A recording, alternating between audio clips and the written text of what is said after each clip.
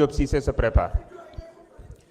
Assalamu alaikum, honorable collègues, assalamu alaikum la presse, Cheikh Ahmad Bamba maa ngi lay nuyu, Soxna Marie Rose, Monsieur le Président de l'Assemblée nationale. La politique est une chose extrêmement sérieuse.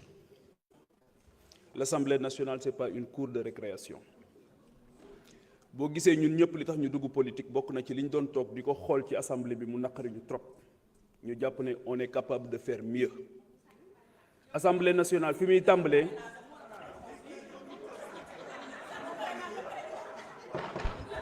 Honorable Amidia, je vous en prie, vous coupez tout le monde, s'il vous plaît, respectons le règlement intérieur, laissons les gens se prononcer, après vous aurez la parole, s'il vous plaît, sinon on ne va pas s'en sortir quand même. Allez-y. Assemblée nationale fi muy tàmbalee bokk na ci ñuy dégloonte ndax ay kilifa ñoo ñuy seetaan ay kilifa tamit ñooy bàyyi seen yitte yëpp di gunge ministres yi muy les collaborateurs des ministres muy l'administration de l'Assemblée nationale ñooñu dafa am dignité bu ñu war suñu diggante ak ñoom respect mooy ñu déglu leen ñu dégloonte. Nous sommes 18 millions de Sénégalais yi tànn 165 rek ci 18 millions yooyu ne leen dem leen ngeen représenté ñu ngal la bu ñu jógee suñuy kër ñëw fii nañu waxte askan bi rek tax. Tey jii di samedi 28 mars le premier ministre samedi 28 mars 2026 samedi 28 mars 2026 le premier ministre dafa dem Fissel Mbadane di inaugurer siège yu Pastef fu ñuy politiquer demul pour tijji usine demul pour inaugurer demul pour teg xeer mais dafa dem pour tijji siège. Le 3 avril mu dellu stade Caroline Faye bu Mbour meeting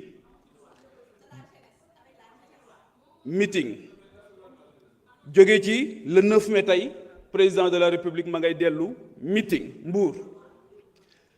Département de Mbour nag man foofu laa jógee du vivier électoral boo xamante ni saa bu ngeen ñëwee jàpp nit ñi jàpp jeunesse bi def leen ay bétail électoral jëfandikoo leen du loolu ngeen waxante woon ak sénégalais yi.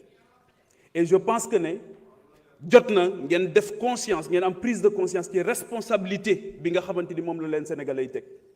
Les sénégalais sont extrêmement fatigués ngor gi ma dégg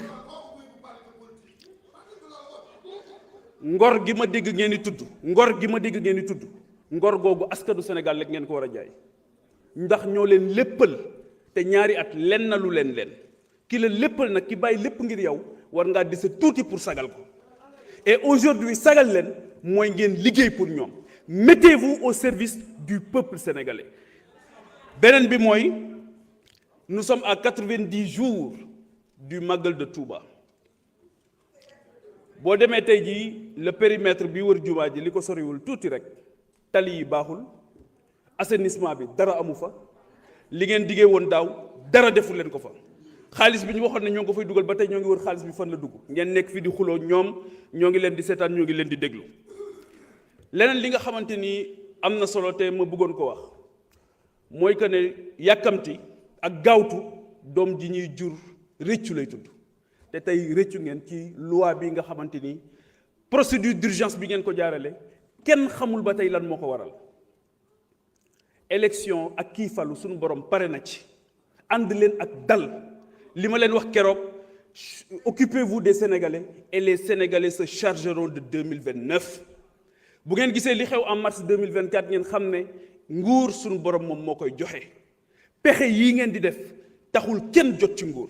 Et je vous le dis en tant que sénégalais seen mbokk doomu aadama mooy wax ak yéen ànd leen ak dal le Pastef Sénégal dafa sonn pour ñu arriver au pouvoir plus de 80 morts ñoo am ci réew mi ñaata nangam mi doomu Sénégal yoo xamante ni tëjoon nañ leen ci kaso yi ñu ci ëpp ci ñoom tey ñoo ngi réccu ñi ci ñàkk seen i borom kër wala seen i doom tey ñoo ngi réccu parce que xamuñu nan ngeen def ba nëbbatu li jënd seen loi d'amnistie bàyyi leen ñoom ñu nekk ci seen i jafe-jafe tey faju ji sax mënuñu ko def loolu nag ñun dootuñu seetaan muy am Sénégal jël nguur dootuñu nangu kenn di fi faatu ndax ba tey xamuñu ku rey xamuñu kan moo rey xamuñu ku doon rey xamuñu lu ñu def ba rey donc responsabilité bi leen Cheikh Abdou Lahad mi di woo ngeen di bañ responsabilité boobu la leen réew mi yépp di woo Prenez de la hauteur, soyez à la hauteur de la dignité de vos différentes fonctions.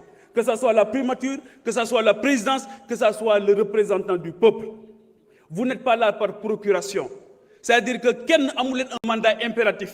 Bu leen jàpp ne ki dox seen digganteeg ngeen am c'est vrai que comme ni ma ko waxee keroog xale yi wutal nañ leen liggéey te amuñu liggéey mais encore une fois sachez que vous êtes là pour le compte du peuple sénégalais et la moindre des choses c'est de représenter dignement ce peuple et surtout de grâce maa ngi leen di ñaan dara bu kenn di wax déglu leen ko. Merci beaucoup. Madame Fatou Diop Cissé, vous avez la parole.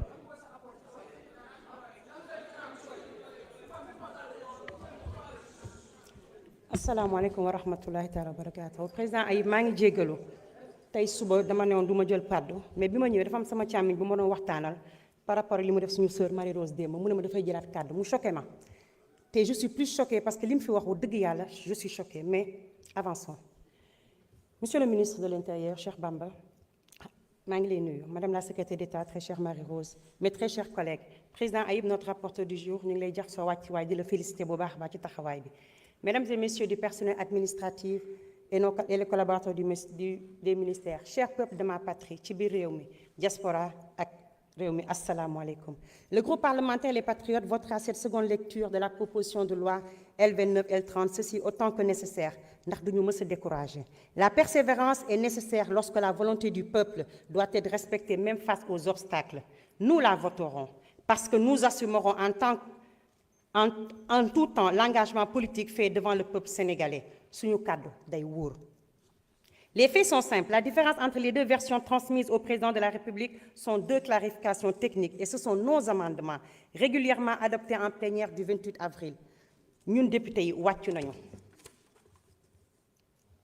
C'est une erreur matérielle. Alors oui, nous allons la relire. Nous allons la revoter car la perfection est notre ADN, chers collègues. La résilience et le jusqu'au-boutisme sont notre fort. Kenn du leen jam ñaan. Il y a une certaine opposition aphone lorsqu'elle voit Pastef résilient et déterminé à tout faire pour atteindre ses objectifs de respecter la parole donnée au peuple sénégalais. Cette même opposition reste au balcon, curant les dents, pensant que Pastef, qui dit être sa propre opposition, dañu reyante suñu biir ba suñu liggéey yàqu. Mais c'est peine perdue. Il n'y a pas de crise dans nos rangs. Ndax kër gu am kilifa gu mel ne Ousmane Sonko rang yi day jub xocc. Pastef sera fidèle à ses engagements politiques et moraux car il doit achever sa volonté de conduite par son leader.